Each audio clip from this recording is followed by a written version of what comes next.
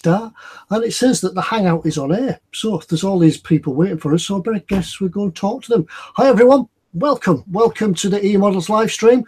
I don't know if you can see him, but he's down in the corner waving to you. Say hi, Mr. Fox. Hi, Mr. Fox. I never know how this Google thing works, because sometimes they can see the little screen at the bottom and sometimes they can't. Sometimes it shows it, sometimes it doesn't. So I could be sitting here gesticulating and doing stuff, amusing things for the camera, and nobody might see it.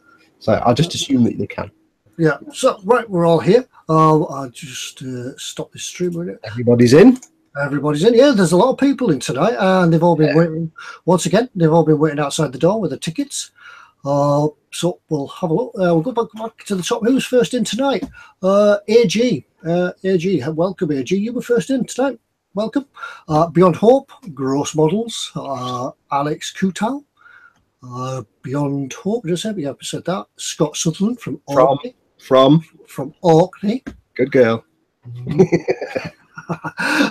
Mike Hornsey. Hey, welcome, Mike. Samo Callahan. I tried to pronounce that before. I got your email. We'll have a look at that shortly. I love your pronunciations. I'll just pronounce that right. I love your pronunciations, Ted. Yeah. That would have been better if I hadn't actually mispronounced pronunciations. I'll shut up. Carry on. Mike Mountain, Mike Hornsey again, Scott Sutherland, Robert Blacklock, Blaylock. I must try and read. Am I in focus, by the way? I'm always in focus, or is it just? Am I just fuzzy? Yes. It looks to be all right. Yeah. Please do not adjust your set. It's probably my camera. He's in need of it. You're in need of a haircut. I'll tell you that. Maybe that's throwing the camera off. It actually has been cut. You're getting into big hair mode there, Ted. Yeah, I went into the Turkish barbers. Never been to a Turkish barbers before. It was quite an amazing sort of experience, really, with hot towels and everything else. And that sounds brilliant. Then they get a stick and they light the end of it and they wave it about your ears to burn all the hair. That sounds awesome. That sounds like proper cool. Then he's going across the moustache and he's giving that, and it shows when you're getting old because you get scissors up your nose. Oh no, I get that. I get that. The bane of old age is that your beard hairs. If fellow male model makers like me grow beards because I'm lazy and I like a beard. So when you get older, these hairs go up like that, and you're like, oh, I've got an itch. Oh, it just does your head in. Yeah, it's not when you've got to start growing your eyebrows. Your eyebrows start to curl. That's when you don't. Yeah. Well, I know I'm old because when I go in for a haircut, which I need because my hair's getting a bit long. When I go in for a haircut, the guy's like, "Do you want me to do your eyebrows as well?" I'm like, oh, "Yes." Your hair? Yes. I'll tell you what I did see though, Ted. A couple of weeks ago, my mum showed me this because my mum spends all day on Facebook and she's got more gadgets than I have. And she showed me a video of a barber, and I think in India somewhere. And I don't know exactly what he's doing, but he basically, the guy is having his hair cut, he basically puts this stuff on his hair and then kind of sets his hair on fire. Right. And this guy sat there with flames on his head going, la, la, la. And then the barber kind of damps it all out and then carries on cutting. And I'm like, I'm trying to figure out the chemistry of that one. It's not working for me. Yeah. Would you like a number 2, sir? Yeah. Yeah, no, Michael Jackson. Yeah, just chooses exactly the right moment to put it out to get the right length of hair. Yeah, because I don't really know what chemistry would be involved in how that would be good. Just make your hair horrible and it would smell. I don't like the smell of burning hair. Yeah, smell of burning hair. It's horrible. Yeah, nothing worse. Anyway, that's the coiffeur for this week. I need to put some gel on it. It looks better when it's gelled up because it's all swept back. I haven't gelled my hair for years. I say it needs cutting now. It's a bit. I had a number 2 a few weeks ago. It needs to be number 2'd again, I think. Right. Yep. I'll stop showing the top of my head off now. I know people get disturbed when I show the top of my head. So. Right. Yeah. Right. We'll just pick 1 or 2 more out the list. Where do we get to? I think we spoke to said hello to Doodles, Mark Scale Models. Hi, Mark. Mr. Loth is in. Alex Kutel, Andy. Where's the rum gone? Ron Mark, Smoo. Aid Matt. Right, son. Right. Smoo. Scott Sutherland, yeah, he's still here. Right, and we have a first question from Ron Mack. Should we go? Yeah, we'll go straight into the questions. Yeah, why not? Question: is pre-shading still popular among modelers, or is it a dying art? I think it's still popular. Yeah, certainly for panel lines and things like that. it's always, I think, the techniques in modelling won't ever die out. It's just something else will come along to tempt you to do things. But pre-shading is, I think, one of the staple sort of techniques of modelling. Panel lines, yes, immediately panel lines come to mind, and also some shading for shadows and such like that. So yeah, I don't think it is dying out. I don't know if you have any.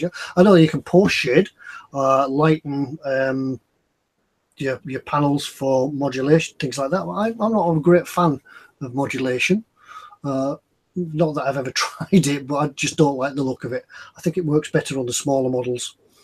But yeah, pre-shading, as somebody says, it's a gross shade, pre-shade for the win. Yeah.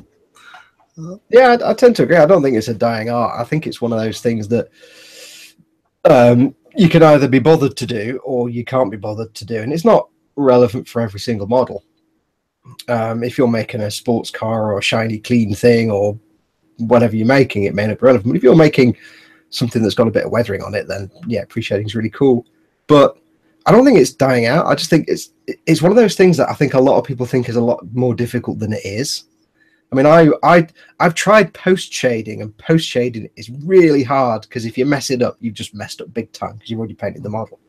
But pre-shading, I do it when I can be bothered. I'll be honest. Sometimes I think a lot of things, people tend to do things that are in vogue at the moment. If people are talking about a technique all the time on Facebook and forums and things like that, everybody wants to do it. But so it's whatever's in vogue. Pin washes, but pin washes are once again a staple sort of technique as well. But yeah, whatever's in vogue, people are going to do it, and everybody's done it then until they move on to someone else. I think one of the things is that it's not necessarily in vogue. I think it's, as time goes by, more and more people are getting more and more savvy about techniques. And ever since, people like Miki Jimenez came along and started doing videos on YouTube promoting the way he does things, which is kind of the way professional model makers have done things for a long time, but not everybody knew about them. So like, your pin washes and your pre-shading and your different ways of doing paints and weathering. Since he started showing those techniques when he worked for AK Interactive, and then when he went off to do his own stuff, they've become a lot more mainstream. So a lot of people who would never even heard of things like pre-shading are now learning these techniques and seeing them used and seeing the results.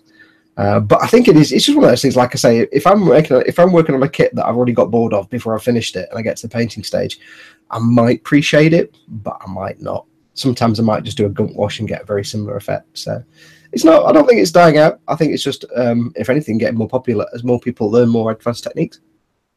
I've got to bear in mind as well, many years ago, when we first started modelling in our youth and younger days, nobody did any weathering. You just built a model, painted it, and that was it.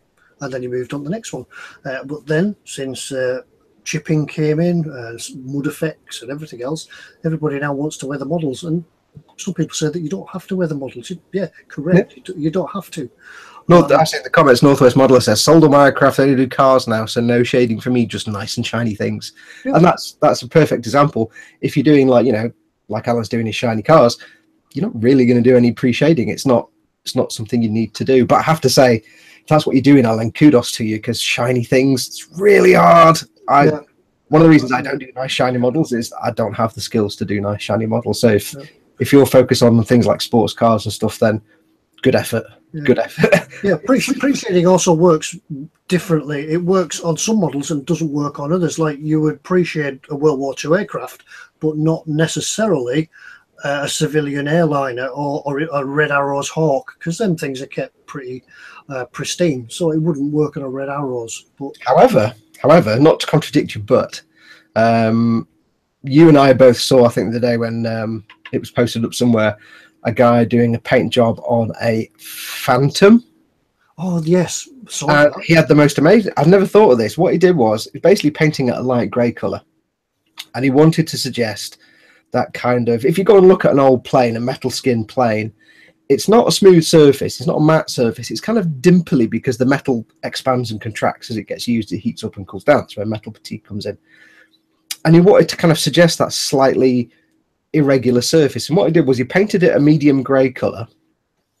Then he got his airbrush very fine and he went kind of like this all over it in little squiggles, just loads of little squiggles, like some weird camouflage pattern in white. So you've got a medium grey base and lots of white everywhere. And it was like, this isn't good. Looks terrible. But then when he'd done that, he went over it with the final base colour, very lightly misty, and just built it up really slowly. And what he got was he pre-shaded, but with a lighter colour. So it's like a negative pre-shade. He paints the dark colour first, then the light colour over top, and then the final colour. And it just, when he finished it, it was just subtle enough, and he applied the coats thinly enough that you could just every now and then see this slight variance in the colour, this patchiness. And it looked for all the world like that kind of slightly not perfectly flat metal plating. And it was like, wow, I need to try that because that looks intense. When he first did it, it looked like a brain coral. It was all squiggles and it was like, this is awful. But when he went over it with the final coat, recovered it nicely.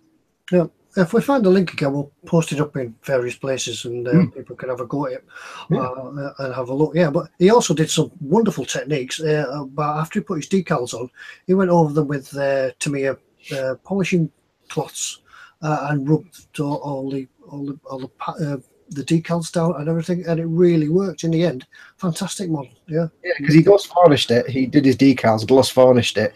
Then he sanded down the gloss varnish or polished it down to get rid of any orange peel, and then he matte varnished it after doing the weathering. So he still had a slightly glossy surface, and then he matte varnished it. So he got this beautifully smooth surface, and it's like, I probably wouldn't go that far with a bill. If I had time, I would. But I was like, wow, that's some dedication, that. Yeah, I think we've got the link somewhere. We'll post it. We'll post it around, so folks can see it.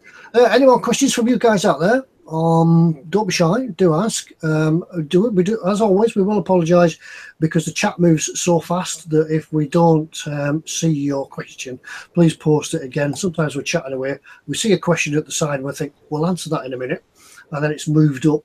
By the time we've finished what we're talking about, the question's gone, and it's really difficult to find. If you do have a question, try and put question in capitals so we can see it. We'll type the whole question in capital letters. We know it's technically shouting, but it means we'll see it. So yeah, it's just easy to pick out from the rest of the chat. In reply to my words, in reply to my greeting to Smoo says, what did he say? He says, "Ach, nee, bad lad, foo's your dues." I know what that means. Nobody else does. No, no, sorry. I'm learning Japanese, I'm learning Chinese, I'm learning Indian, Russian, and Greek this week. So Glaswegian. Yeah. Glaswegian. No, they came down last week, so I moved off of them. Anyway, I should have asked, what have you been up to this week? I've been busy this week. Work has progressed on the Eagle. I'm working on the next episode. All I will show you for now. Balls. I've made balls. I've made other things as well. I've made balls. What else have I been doing? I've been working on my big Master Chief that I need to get done because I need to sell that. So he's coming along nice. He's had his gunk wash. It's actually been drying for the last 5 or 6 days. So he's now gunk washed. That's just about ready for a matte varnish coat or gloss varnish coat. Probably do a matte, and then I can crack on with the painting and weathering. And also, what else have I done? I got my new Xbox controller because mine died, so I ordered one of those custom ones where you can choose your own colours, and it's like cool. It's got rubber grips and everything. I'm not going to lose that. No. Yeah, road safe. I but to have my name, my little thing etched on it as well, but I thought, no, I'm not spending that much. I've totally fell back into playing Fallout 4 because I discovered the joy of mods. So I'd never used the mods before, but now I'm running around Fallout 4 with a Garand M1 rifle and a Kar 98K sniper rifle, and my God, it's fun. And I ordered my Xbox One X this morning. They came out for pre-release, so I was like, I'm ordering that. So I've ordered my Xbox One X. So yeah, we won't see you for the next couple of months then when that arrives. Well, it's November, so in November. So I've got two months, 7 days to sit and press my nose against the door glass, waiting for the guy from Argos to turn up with it. And I'm trusting Argos to deliver it on the day, which is probably not going to happen. Deliver it on the day. They'll deliver it on the day when you're out, and then you'll have to go to the post office to collect it. And it will be on a Friday, so the post office will be shut until Monday. Luckily, I'm never out, but I've never ordered from Argos for delivery before. and I get the feeling it's not going to be as reliable as, say, someone like Amazon or something. Oh well, the postman. Apologies to any postmen that may be in here, but our postmen, they knock very lightly on the door, wait for approximately 5 seconds, think he's not in, and walk away. So you don't even get a chance to go to the door, and it's back at the office. I don't even think they bring them out. I just think they drop the cards off. They don't knock on the door at all. They just put a card through your door because it's still sat in the post office. I've had that. We've had that once or twice where I've had a card through the door, and I can hear when somebody opens our porch door because I've got ears like an outhouse rat. Let's just put that the polite way. So when I'm waiting for a parcel, I hear the slightest noise at the front door, and I'm downstairs. Hi, give me my things, please. So I've heard it before where we just hear the door, the letterbox go flip, and you go downstairs. Hi, we couldn't deliver. You didn't even bother knocking. You just pushed this through the door. Yeah. That's mine. Yeah. But apologies to any postmen or post ladies that might be in here. You're not all the same, and I'm sure that some of you do a good service. Yes. Yeah. I did see, as we were talking about deliveries and Xboxes, a question from Robert Blacklock. What's the best water to use for a large-scale diorama? He'll require approximately 6 meters square. Blimey, Riley. That's a lot. That is a lot. I've not had a lot of experience doing water in dioramas, but I've had a little bit, and ideally whatever you're using, it's probably going to end up being some kind of clear resin. There are products from AK. I think Ammo does one, but I'm not sure. But AK does one, and there's a few others, but I've not got great experience. I know Vallejo do some in large pots, but I think if you're going to want 6 meters worth, it's going to work out pretty expensive to do that much. What I could suggest is that you get some clear silicone, builder silicone in a tube. Some of it's only about £1 at the cheap shops in the town. You could use a multitude of tubes until you get the right effect. It will smell a bit. I would suggest doing it outside because the cheapo stuff does smell. Yeah, clear silicone does work for water effects. Whether it's going to work in 6 meters worth depends how thick you want to put it on as well, but I'm sure a few tubes might be cheaper than trying to get the bespoke sort of water effects. I mean, it's 6. Did you say 6 meters squared or 6 meters long? He says 6 meters squares worth. That's 36 feet. 6 times 6 is 36. What's he making? A life size? Yeah, probably scale Titanic. Yeah, that sounds awesome. Large scale Titanic, or it could be Spear. It sounds good, whatever it is. Yeah, a lot of times when you get into that kind of size, models will use basically various resin products, and the trick is to build it up in layers very slowly. There are some specific products out there, like I say, by AK and Vallejo. For Vallejo ones are really good. I've seen them used, and it's like, wow. They have various ones for deep water, like blocks of water, and they have different ones for things like water running, like a waterfall, or coming out of a pipe and stuff like that. So check it out. But yes, I had ideas for a water-based diorama. They're in the back of my head, and I might do one at some point. But but it's going to be difficult working. It's such a large area as well to do it in sections. By the time you get one part sort of laid down and worked, it's going to be dry before you get to the end of it. So you'll have to work out a build plan for that. Yeah, you have to do it in layers. Like typically, I think with a lot of them, you do them in thin layers. A thin layer, but in the old way of doing it was a thin layer, let that cure, do the next layer, and that's how you try and guarantee you don't get big air bubbles everywhere as well. Yeah. Tricky thing to do. So I would say, whatever you decide to use, do some test runs first. Yeah, I'd certainly like to see it. Certainly, if it's going to be a huge diorama of that size, I'd certainly like to see that. Yeah. Paul Stewart says he'd recommend getting a ton of cheap 2-part epoxy from Poundland. Yeah. How much would that be? How much is that? But as I said, that comes down then to the working time you get with it.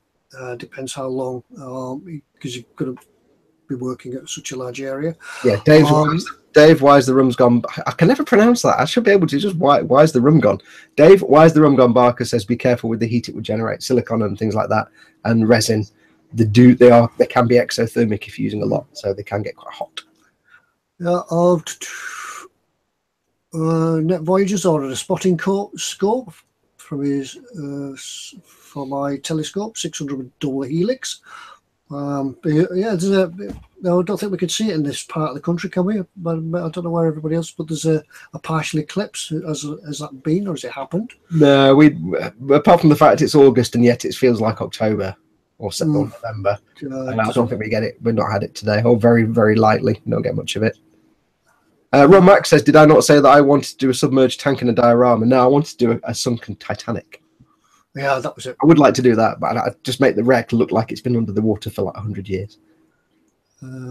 Robert Blaylock says it's for his 148th U-boat. It's going to include a couple of American battleships depth charging it. Wow, that's going to be someone. That's going to be someone. That's just make sure it's just make sure that when you finished it, you can actually get it out of the door.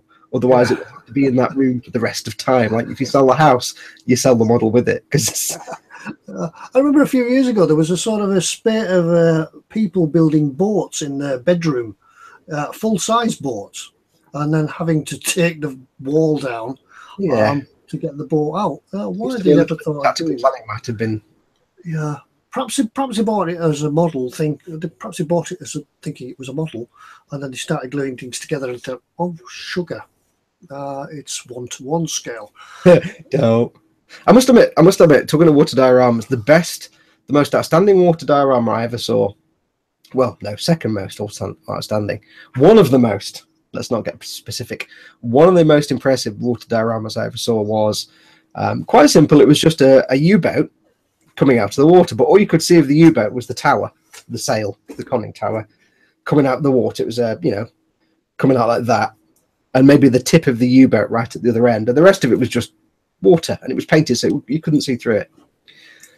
And it was like, wow, that's amazing. But then I read the blurb and it said it's 1/8 scale, and it's basically all scratch built. So he basically built the sail, the conning tower of a 1/8 scale 7C U-boat, and got some 1/8 scale figures, and then the nose, like feet and feet away, all scratch built. I was like, wow, that's quite impressive. It was beautiful. It was incredibly detailed. And I'm like, and you scratch built that? Plus, then he did the whole, because it was so big, he did the whole ocean surface, and it was like choppy ocean, so it was all waves coming up and white foam everywhere and lapping up the side of the U-boat. And I'm like, what? It looked like a photograph. Yeah, I'd like to have a go at some water and do that reproduction of the foam around the U-boat as the foamy waters sort of spilling out of the openings and breaking on the crest of the waves. Yeah, I'd have a go at that, but not probably not in a scale like we're going to 6 meters. No, probably not in that scale. Not yet, anyway. Yeah. So have a go. Yeah, have a go. When you've done it, do let us see it. We're really interested. Let's go on the eModels page with the pictures. Paul Parker says there's Poundland stuff with Tommy Walsh. Didn't realise how Tommy Walsh didn't realise how bad some of the Poundland stuff was when he endorsed. I'll tell you what, you can get some good stuff in Poundland. You can, I got my sculpting tools, which it was a pack of sculpting tools like this. I've got loads of them. They're metal and they're quite nice. I use them for not sculpting, but I use them for prodding and poking and stirring and all kinds of different things. And it was £1, strangely enough. But I got like 18 of them in a rolly up pack, and they're great. Oh. Much better than buying, Then I have cocktail sticks. I need to use those. I can use them for everything. Popping lids off things. There are bits and pieces, but some of the DIY stuff, well, obviously it's £1, so what else? Although I did go to Poundland once and have to buy 3 hand saws, and they charged me £2. If you can't figure out how the pricing works at Poundland and you work there, you're not on a good start. 1, 2, 3. That's £2, please. I'm like, just go. Just pay the £2 and go. Yeah, maybe it was discounted. Don't tell it. Yeah. Right. Well, any more questions for you? What have I been doing? I didn't say what I've been doing. That's what you've been doing. What have you been doing, Ted? Tell us what you have been doing. That's what I've been doing. I've started on the engine for the U-boat. There we go. It's been delivered. It's been delivered on the pallet. The engine gefahren mit the engine goes round and round and chugga chugga chugga chugga. Did you make the pallet? I made the pallet. Yeah. Is that going to go into the model, or is that just you made it? No, it's actually. I actually can't lay it on the bench without it being straight because of the clutch here. It's sort of sort of protrudes below the bottom of the engine, so I can't lay it on the bench straight. So I thought I'd make a little pallet, so it would sit on the bench level, and then I can glue all the things to it, because there are a multitude, can't really see them in there are a multitude of tiny bits. Oh no, he's dropped them all. Drop them all over the bench. Fortunately these were the bigger bits. Yeah, so I will hopefully this week, or maybe at the bank holiday weekend, keep an eye out for it. I will be doing a live update on the engine build for the U-boat. So keep your eyes and ears open, and your subscription clicked on the eModels YouTube page, and your notification, the little bell, clicked as well. And when I do a live update, you'll get a notification. So hopefully be able to do that soon. As Robert Blaylock says, the engine has about 105 parts. It's got 105 tiny parts, and some of them is cutting sort of really thin. It's got some of the sprues here. Some of them are cutting some of really thin pipe work out of the sprues. And you give me flashbacks to the Fine Molds Millennium Falcon there. Tiny, hundreds of tiny parts and like thin pipes. Yeah, and see, this one here has already been bent and snapped, and I think they're coming out of the packet like that because they are so fragile.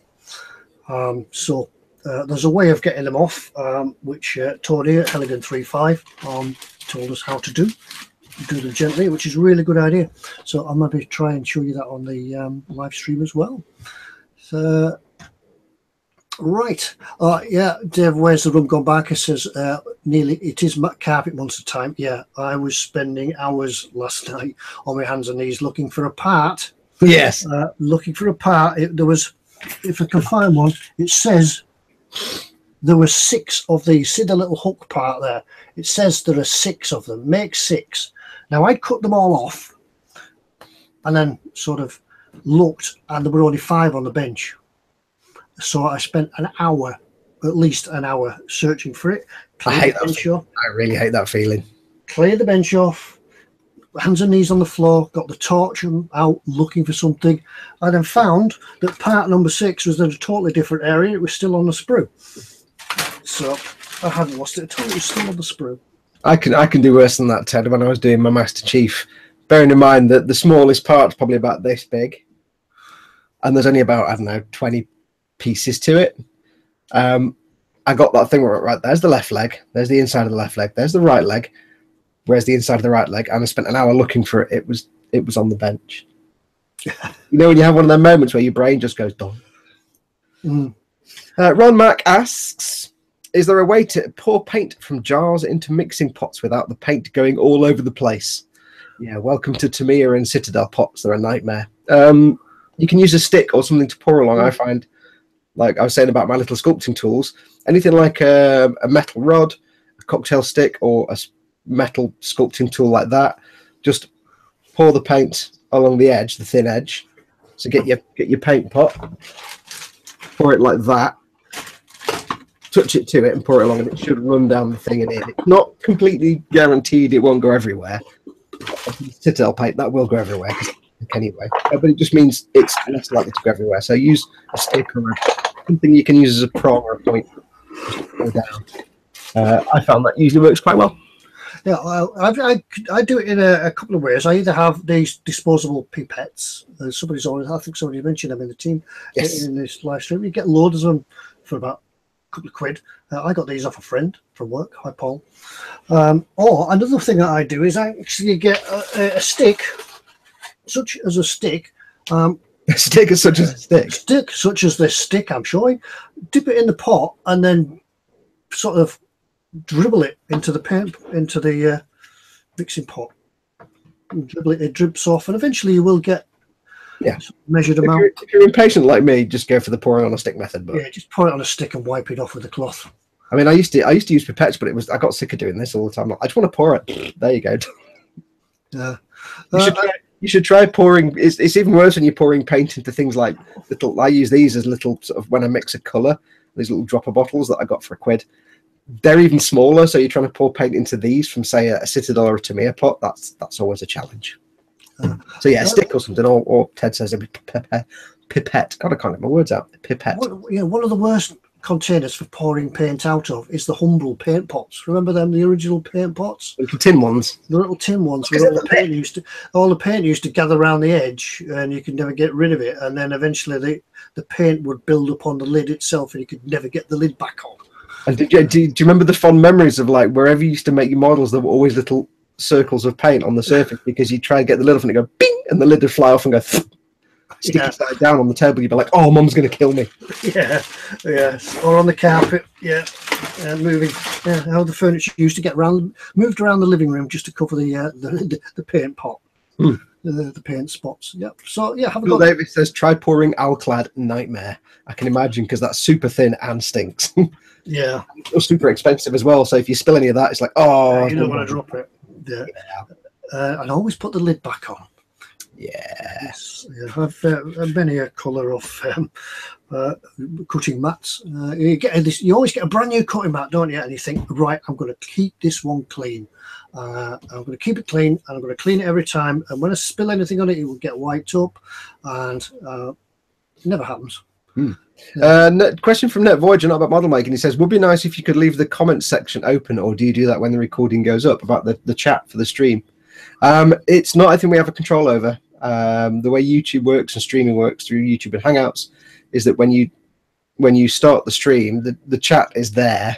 When we activate the stream but don't go live, the chat and the page appear, so you can join in the chat. As soon as the stream is finished and we press stop the stream, it lasts for a few minutes, but then it gets converted from a chat and a video into just a normal YouTube video. So it's not anything we have control over. It's part of YouTube. Yeah, but we normally open up the page about an hour, so about 8 o'clock or so. We open up the page before we start the stream. So from about 8 till 9, you'll find people in the chat hanging out, chatting. Then we'll start the stream at 9. As soon as we finish the stream, we press stop. Your chat will probably go after about 5 minutes, because YouTube then takes that, encodes it as a video, and just gives it a normal video page, and the chat page ceases to exist.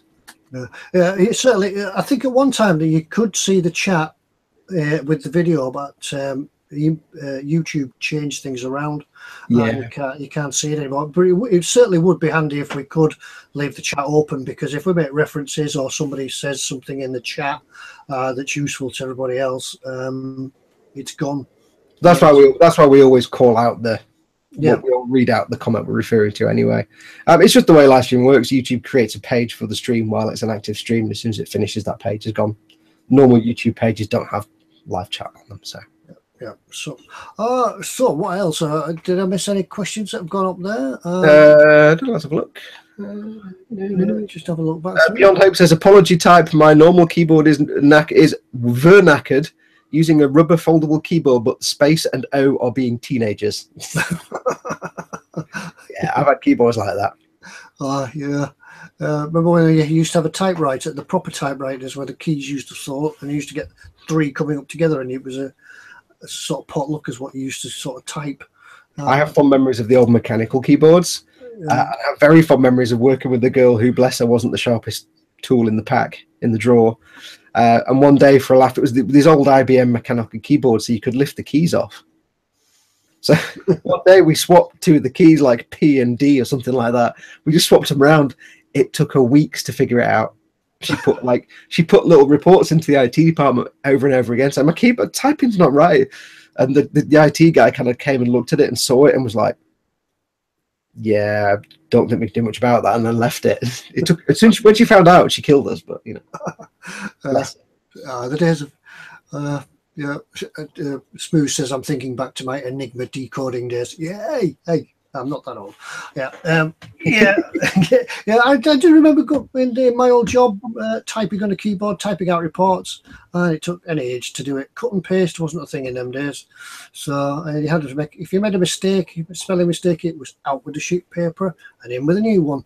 No delete key or clearing it off, cut and pasting. None of that.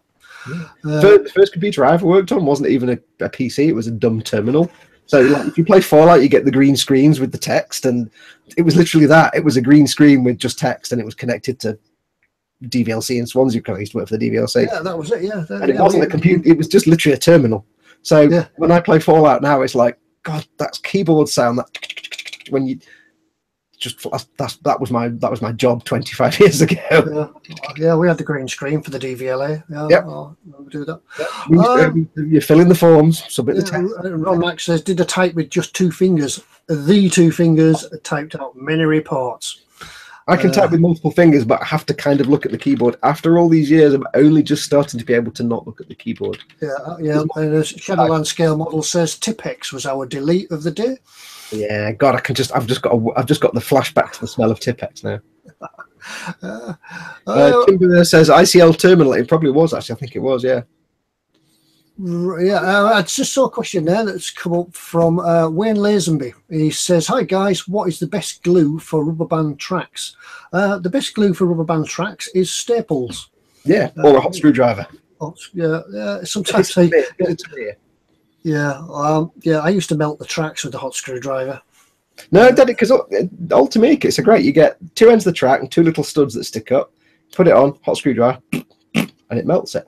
But staples is a lot easier, obviously. Yeah, staples. Yeah, staples. Then just move the track around to where you won't see the staples. Job done. Yes. I think we've got a question in the emails as well about rubber band tracks. We'll get round to that soon. Handy little segue there. Handy link. Right. We're moving down. There's a couple more questions. Question there from Philip Rhodes. Question: what kit would you give your enemy? I'd recommend an Airfix 172nd Churchill tank. I would give my enemy. I know exactly what I'd give my enemy. I give them the Airfix 172nd Junkers 52. It's terrible. It's like a 45, 50-year-old tooling, and it's the worst thing. I've mentioned it before. I literally got it, opened the box, looked at it, closed the box. It's in my Greebles pile. I never even bothered making it. I just looked at it and was like, it only cost me like £7. It's one of the old reprints that they do for like £6 or £7. I'd give them that. The 52 anti. Oh, it was called anti something. Anti. Oh, the nickname for it was anti something. Anti Jew. It was called anti U. Oh right. Anti U, which means anti Junkers. Right. I get you. Yeah, I get you now. First model says Revell Shuttle. Northwest Modeler says Airfix 172nd Vulcan. I remember that kit. Yeah, that's another one. Yes, that was a bad fit, that one. Yeah. I'd give my enemy a wooden boat. As in real life, if you ever want to give your enemy something, give them a wooden boat. Yep. Sergeant Bone says Tante U. Yep, I was trying to remember it as I went along. Anti U as it comes out, as it translates. Yeah. A few people have said the MPC Death Star. Never made it. Timber says, did Foxx continue with the D'Agostini Falcon? Mine is nearly done, but it's becoming tiring now. No, I got to the point where I built the cockpit and the tube. But then there was a sudden realization that 2 things. One, I'd have to wait to get all the outer hull parts, otherwise I'd have like lots and lots of videos of doing the same thing each time. This week we're going to paint an armor panel like we did last time, so I thought I'll wait till I get everything and then I can do it all in one go. But then I also had the realization that this desk is by no means big enough. It's not even, it's like a third as wide as the final thing, which will be that long, and this one, so one day I'll get enough money, get my garage converted into a workshop. I'm selling this. I'm selling the house. If you want to come and move into this one. Yeah. Can you just deliver the shed? That'll do. Yeah. If I get myself like 20 grand somewhere somehow and get the garage knocked down and rebuilt as an awesome insulated studio with spider proofing and everything and lighting and a spray booth and everything, then perfect. At the moment, it's just kind of sitting in a cupboard in all its issues, waiting. I do want to get back to it. It's just there's not enough space. Like Alan Schofield in the broom cupboard from CBBC. Yeah. Where's Gordon the Gopher then, eh? Where's Gordon the Gopher when you need him?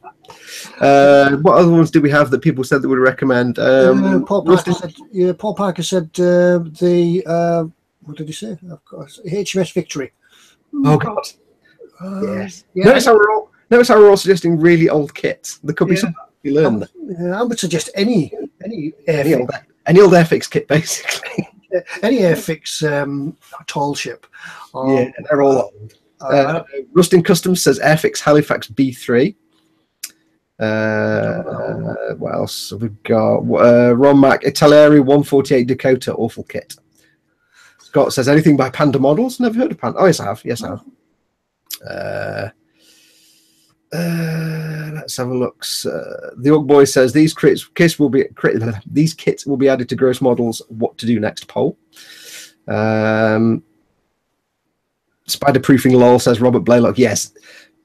All these people that have like their workshops in their garages and their sheds, I admire them greatly, because if you go into, for some reason, if you have an outbuilding that somebody doesn't live in, spiders like to go in there. Every shed or garage we've ever owned has been a haven for spiders. Don't do spiders. So I would have to have like the little brush things on the bottom of the doors. I'd have to have lasers and poison gas dispensers so that when I go to bed at night I can just turn them on and anything living in there will be vaporized. Then I go in the morning and there's just nothing alive. Yeah, the motion cameras. Or you could just buy a chicken. Yeah, that's true. Just buy a chicken. Let the chicken wander around, eats all the spiders. I saw a video of a chicken eating a mouse the other day. It caught a mouse and ate it. Oh yeah, our chickens ate a mouse. Yeah, I've caught it with just this back leg and a tail hanging out. You wouldn't think chickens did that, but chickens they can be vicious little things. Oh yeah, I thought it would be too big to eat, but nope, down in one. I don't know. Anyway, back to questions. Question from Matt Hall. Question: Matt Hall's a newbie, so welcome to the sport. Welcome, Matt. Yeah, welcome to the club. Ted, did you say that you used Humbrol gloss on your canopies? He can't locate a bottle of Johnson's Clear, so wondered if the gloss is is good to dip instead.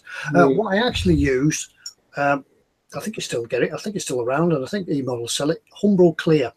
Yeah, that's about the only thing I use it for is dipping in canopies, and it does work. You know, it's pretty good for that. So yeah, that's what you want. If you can't find this is where I get confused with the Humbrol stuff, because I agree with you that the clear stuff, I've tried airbrushing clear as a clear coat and it's terrible. But if you use it for dipping, it's all right. But I've never always got confused between Humbrol Clear and Humbrol Gloss. And it gets even more confused because they've got acrylic and they've got enamel, and it's like Humbrol does confuse me sometimes as to what exactly I'm getting. But yeah, that's why if you buy a rattle can of the Humbrol varnishes, you've got to check which one you're picking up, because one will be acrylic or one will be enamel. Yes, I regularly go into a shop when I need matte varnish quickly and I can't wait till the next day. I go to a place and I clear the shelf. If you're buying, when you get this stuff, I always use Matte 49, the Humbrol Matte 49 spray, because this is one of the best varnishes I've ever used. It's second only to Tamiya. Actually, no. My preference is this stuff because it's so easy. I've never had a problem with it. It's never fogged, never misted. But you have to be careful. It does say acrylic varnish on the top, and on front and on the side it says Varnish Matte 49. If you were to look at a tin of enamel, because they do enamel as well, it would say enamel on the front, but the top would say Varnish Matte 49. So if you're in a shop and you're buying this, don't just look at the top of the lid. Look at that, because you need to make sure whether you're getting acrylic or enamel, because you'll need different ones for different things.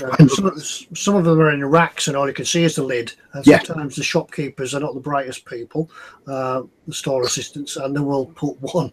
They will mix them up, so you have to. You have to look and make sure it's acrylic. But I can't recommend this stuff enough. I've used various rattle can varnishes and airbrush matte varnishes. By far, I would rather rattle can matte varnish because it's a lot quicker. I can rattle can a model in 5 minutes. And literally, and I've never had a problem with it. I've used this in cold. I've used it when it's wet outside, not raining, but wet and damp.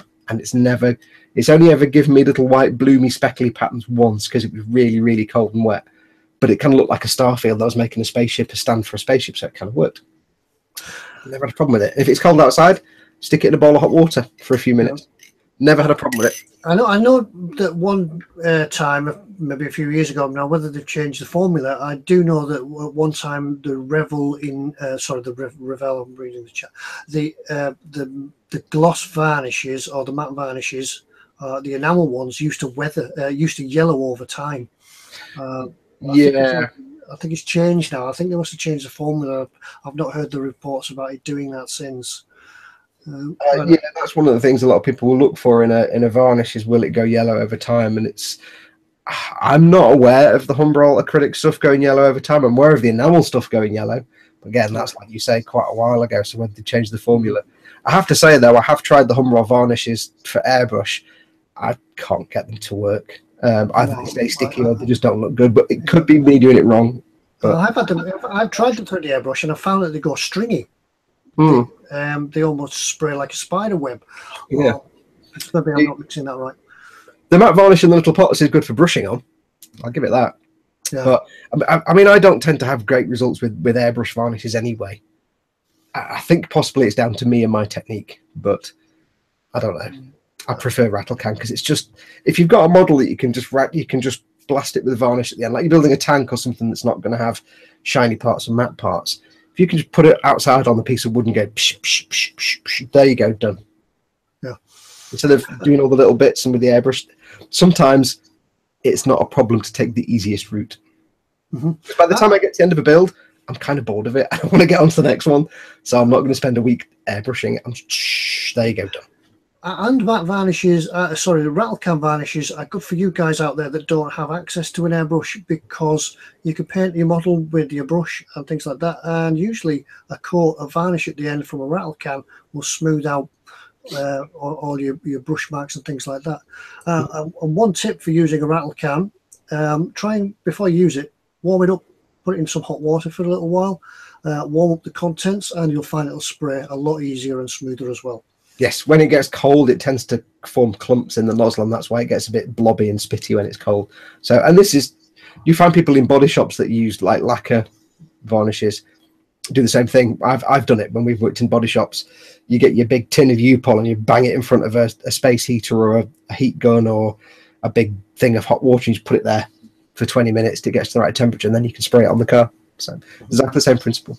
Oh, right. Stroom13, one of my favourite usernames, Stroom, says, hello from France, guys and girls. Bonjour. Bonjour. Bonjour. Bonjour, Stroom. Comment ça va? I do speak French, just not very well. And I can't think any off the top of my head. I don't know any of it. I just know a rude phrase, but never mind. We won't do that on the family show. Philly says he uses Vallejo matte varnishes. It's great for brush and airbrush. I've actually got some that I haven't had time. Oh no, I've got AK. I got the AK stuff. I tried the ammo stuff through the airbrush, and it was giving me a kind of satin finish. Now I think it's probably because I was doing it too thickly. I wasn't doing mist coat on top of mist coat like you're supposed to do with the ammo stuff. So I've still got a few. I need to test with that. But I've got some of this stuff which I'm told is very, very good. Tony likes this stuff, so yes, I must try that. I've not got around to trying it yet. But I think for airbrushing matte varnishes, I'm going to stick to small things, kind of things that are that sort of size. You know, I'm not going to airbrush the Master Chief because that's just his thighs. That's going to be a rattle can outside. That's not going to be an airbrush. I'll be there all week. I had to airbrush the gloss varnish onto him. It took me 2.5 hours. By the end of it, I had so many hand cramps from my airbrush hand and from my holding big pieces hand. So sometimes a rattle can's good. The only thing I've not ever found yet is a rattle can gloss that I really like. But I've not tried the Mr. Hobby stuff yet. Or the Mr. Gloss coat, where it was Mr. Top Coat. Staying on the subject of varnishes, Simon D asks, what do we use to clean the airbrush after pledging clear? He brushes it on at the moment and he doesn't want to ruin his Neo. You can clean it with water. We usually run water through it. Yeah, they are easy to clean. I can't find it now. I've got some UMP airbrush cleaner. Put some of that through it as well, just to sort of make doubly sure. But I usually strip my airbrushes down at the end of the spraying jobs anyway and clean them up, because I've got the Harder and Steinbeck and it's easy to clean. And just going up to that, just going back up above that. I'm going to say, can I add to that? Yeah, go on. Yeah, go on. I've got a Neo, and I do pledge through this, and I just clean it with UMP airbrush cleaner or the at least at IKEA then the Medea airbrush cleaner, both from you can get from eModels. But the newer versions of the Neo do have solvent safe seals, so you can bop isopropyl alcohol through. I don't know if mine has or not, because It didn't used to have them, and now it does. So I err on the side of caution. What I tend to do is, as soon as I finish spraying the pledge, and not an hour later, as soon as I finish spraying, I'll do the usual cleaning routine, get some airbrush cleaner in there, get the brush in, don't spray it out, get that nice and clean, spray it out, and then I'll fill the pot with airbrush cleaner, and I'll just leave it there in the stand for 5 minutes just to let the cleaning fluid sit there and dissolve stuff. Then I'll do cleaning again, and when I've finished, I'll strip it down, and what I'll do is the crown cap, the nozzle, the needle, the cup, and the lid, I'll just soak in isopropyl alcohol, because that's just an uber solvent. It'll take anything off, and then give them a good scrub with a cotton bud. The main body and the tip here that I've forgotten the name of this bit that the nozzle goes on, the head unit. Take the needle and everything out, take the nozzle out, and then I just get I've got some Tamiya airbrush cleaning brushes.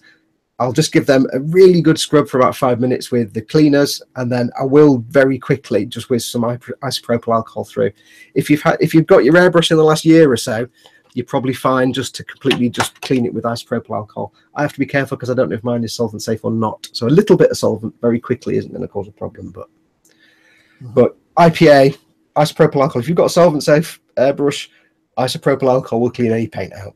It's just a lot faster than anything else. So always have some to hand just for the really tough jobs. But don't leave it.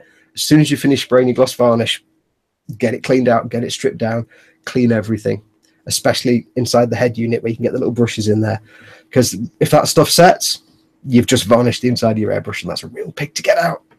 Yeah, Mr. Lord saying he uses Windex and similar sort of stuff like that. Yeah, that'll do it as well. Anything with ammonia in, if it's Pledge Floor Care Finish, Pledge Multi-Surface Wax, Pledge Floor Care Finish 2 times more shine, Clear or Future, they're all the same thing. They are broken down by anything with ammonia in. I wouldn't recommend raw ammonia because that smells, but anything like Windex if you're in the US, which is a glass cleaner with ammonia. Window Lean in the UK used to be great, apart from now it's got vinegar, not ammonia, so it's no use. I did in the past used to use that blue car window cleaner. That was pretty good as well. But as long as it's got ammonia in, that's the only thing. Yeah, get the concentrated one, not the big gallon sort of.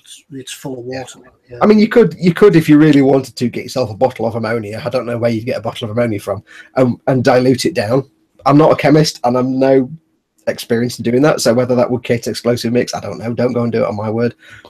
But yeah, that will work fine as long as it's got ammonia in it, because ammonia will get rid of Pledge, Clear, Future type stuff. One of the tricks with the Pledge stuff is if you say you've done a clear canopy and you've glossed it, if you're going to paint around the edge, for example, I've seen it done.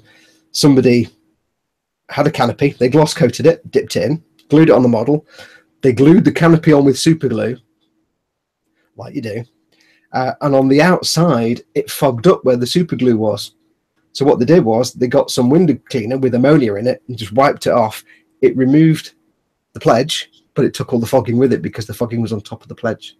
Mm-hmm. So if you're masking off a canopy, gloss varnish it first, mask it off, paint it. If it all goes horribly wrong and you've used Pledge, you can just get some window cleaner with ammonia in it or anything with ammonia in it and just get rid of all the Pledge and all the paint will come away with it. Good idea. Good idea. I was just watching the chat going up and down there, and it seems like we've got quite a few people in from around the world this evening. Yes. We've got Robert from New Zealand. We've got Stu from France. Yeah, then it goes down. And Robert asked, where's everybody from? We've got people from London, Germany, Manchester. Manchester. Yeah. Brazil. Guillaume Gaspar from Brazil. Blimey. Orkney. Philly's from York. I did see somebody from the US. We know you're from Scotland, lad. I think everybody's figured that out. That was terrible, actually. So we're more international chatting tonight. All over the world. Amazing Cheshire. Yeah, we've got down the road for all you know. We've got Mr. Gaspar. I want Gulherm from Brazil. I've done that one. Yeah, have you done that one? Little Belgium, wherever Little Belgium is. Australia. Angus a lot. Australia. Yeah. Pontefract. Yeah. I said Guillaume, but it might be Guillaume because it's not spelled like the French Guillaume, which is the French version of William. Well, you know me and foreign languages. Yes. I can't pronounce everything. Yeah. Robert Blaylock's from Washington State. Now I'm getting flashbacks to Fallout 3. Bristol. Bristol, Tatooine. Foxx got it. Guillaume. Gallifrey. Sunny Macclesfield. There, Mac lads. My last job, working with a friend, exposed me to the Mac lads.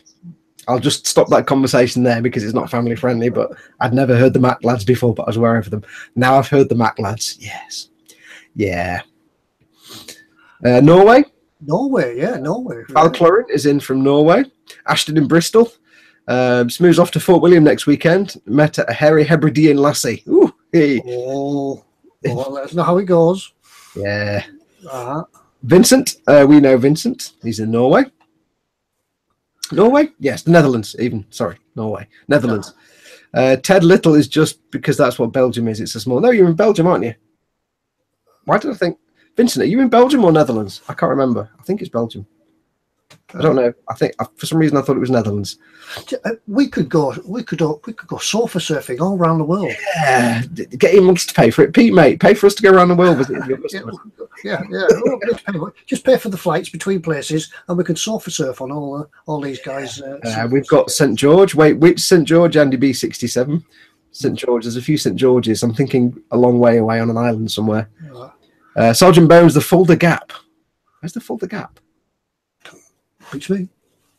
I've just got a flashback to the Falaise Gap, but that's a whole different thing. Simon O'Callaghan in Ireland. Scooby-Doo, where are you? Just up the road, apparently. Is that from Carlisle or from Manchester? No, he sent me his address the other day because he won a prize and I can't remember where he lived, but sorry about that. Yeah. Scooby-Doo, where are you? Send him another message in that case. Yes, anyway, somebody just say what's on offer on eModels this week. Should we go have a look? What's on offer this week? We'll have a look. Do you want to unactivate me so people can see? I'll lock it on me so you can carry on chatting. Now I've got to find the right button. Hopefully I won't press the button. Don't press the kill the I stream. won't press the button that closes everything down. So I'll go into a screen share. Then I share the screen and everybody goes into infinity. Yeah. I've got to find the right page now. There it is. It must be in there. That's me. That's him. All right, here we are at the eModels homepage to have a look at what's in store this week. Obviously, the offers page is over here. Offer to offers. There we are. Discounted and limited availability model kits. Now, you've got to keep watching these pages because they'll change all the time. Changes all the damn time. There was something on there the other day that was really good. And I thought, oh, I'll get that. And then I looked the next day and it gone. I'm like, yeah. So there looks like there's a couple of new items on here this week as well. And a couple that... what's that to be a pen thing? We'll go back. What was that? It's Punch Bit. I wonder what that was. Punch Bit. Right. I keep meaning to get one of those, and then I think I'd probably never use it. But I should probably get one. But even if you only ever used it once, yes. I've used my Tamiya Scriber once. There's the Airfix 172 Avro Shackleton. Yes. I think that's a new tool. Yep, that says there, new tool. So it does say. Does it actually say new tool on the boxes? I never know if they actually... let's have a look at the box. Because that's the one thing that I always have to be careful with Airfixes. I never know whether I'm buying an old kit, which is usually the hell on earth, or whether it's new tooling, which is probably going to be really good. Now, you have to forgive me, but I can't see the chatting, so I don't know what's going on at the moment. But I maxed the screen. Oh, sorry. I think this is the one that was on show at Telford last year. Oh, right. I have an idea it's that one. Yep, cutaway. I think it's that one. It looks a nice little kit, that. When I do look at Airfix kits, and there have been reasons that I've had to buy Airfix kits over the last few years. I haven't made any on camera, but I'll always prefer to buy online so I can see the description to see if it's a new tooling or one of the older kits. Because, I mean, generally the older kits are dirt cheap anyway now, but yeah, you don't want to buy one of the older kits. Yeah, right. So that's what's in the office page this week. We've picked a couple of things out this week. A couple of things a little bit different. Some figures. Here it is, Bob and Sally. Yeah, somebody might recognise this picture. Somebody might recognise this. We had a bit of fun with this today. The guy. I didn't know about this. I'm like, that's the one on the page. I'm like, well, wait a minute. Yeah, I sent the release off to just sort of announce what's going on in the show tonight to eModels, and they did a bit of photoshopping to Bob and Sally, the happy couple. I'm trying to figure out what kind of era that is, because his clothing could be anything. Well, her era is kind of. I'm not sure even in the 80s people would have worn outfits like that. The short skirt with this smart kind of jacket. It just doesn't. Not quite shoulder pads, is it? No, it just doesn't. Her outfit just does not work from a fashionable point of view. So if you're into painting models, this might painting figures. This might be your thing. It looks like a very good set of figures, though. Yeah, see, when he's in black and white, he's got a cravat. He's got a more 1950s feel. Yeah, except his trousers will be twice as wide if they were 1950s. Yeah, he hasn't got a cravat on the box art. Yeah, so but when you look at the actual, it must be a bit you can add on, because now he's got this kind of. Because now, if you look at it, apart from her skirt, if that was a long skirt, not a short skirt, she'd be looking very 1940s. So if you were to mod that and give her a long skirt, like a calf length skirt, like a Raffy or a Wren, then he's got that kind of like off-duty pilot. Oh, hello, darling, kind of look. Yeah, with his cravat. Yeah. Yeah, so you could really retro that up if you've got say a World War II model going on of some sort. Yeah. So So if you're into figure painting, this could be for you. I don't know exactly what scale is it.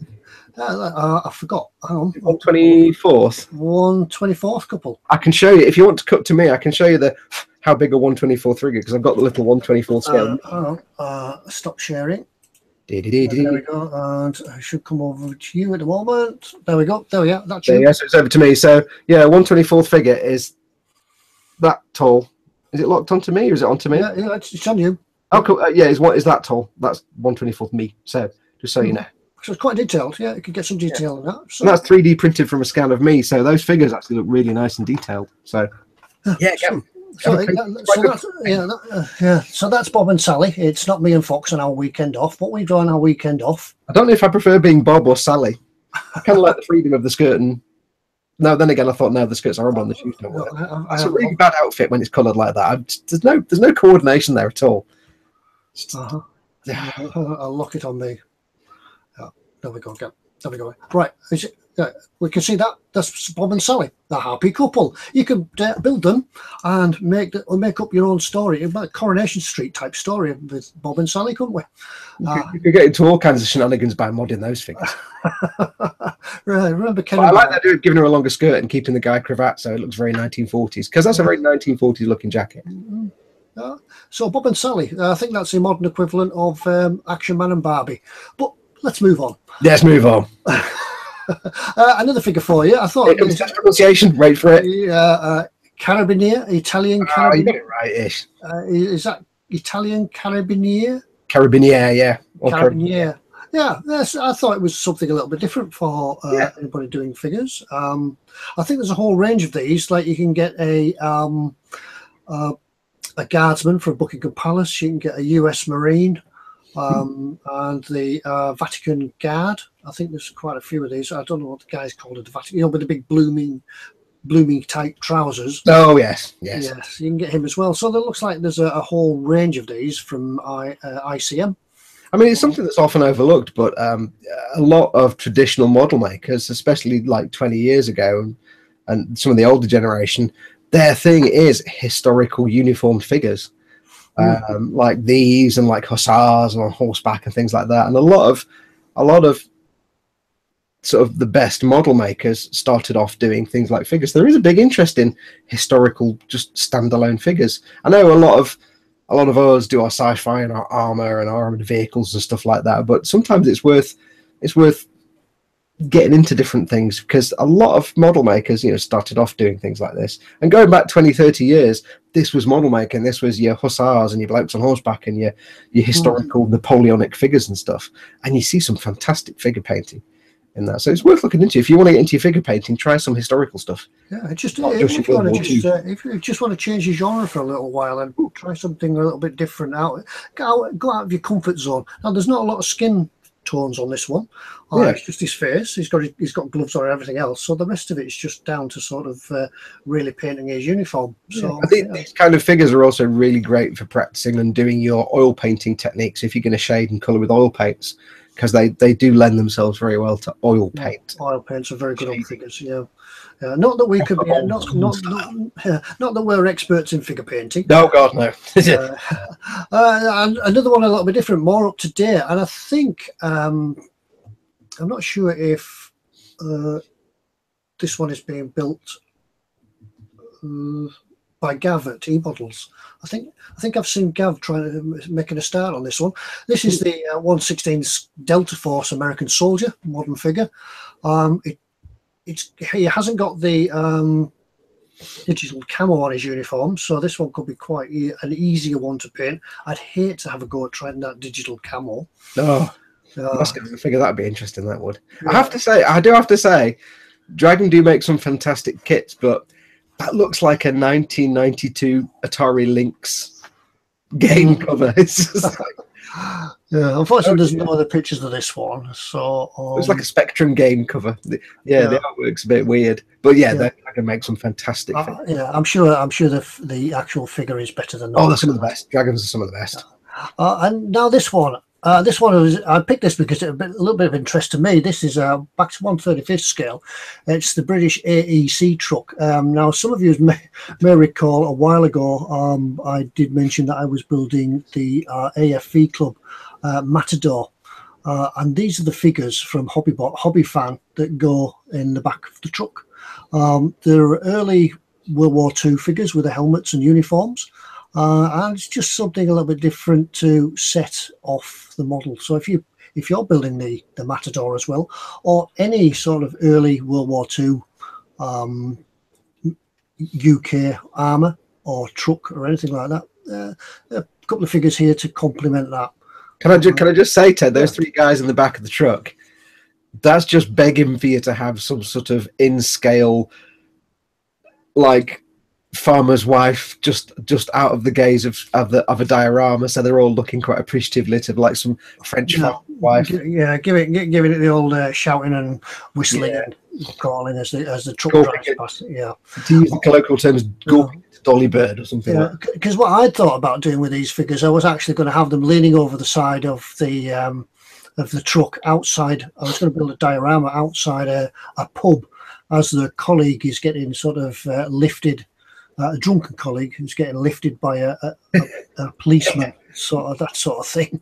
Or the other one to do would be like have them all sat there, but have somebody carrying like a huge stack of glasses. They're all watching. Go on, don't drop it, go on. There's a couple of good poses in there that you could work with. It's full of character. It's quite lively. It's not just blokes sat in the chair with the guns. They're actually just kind of like.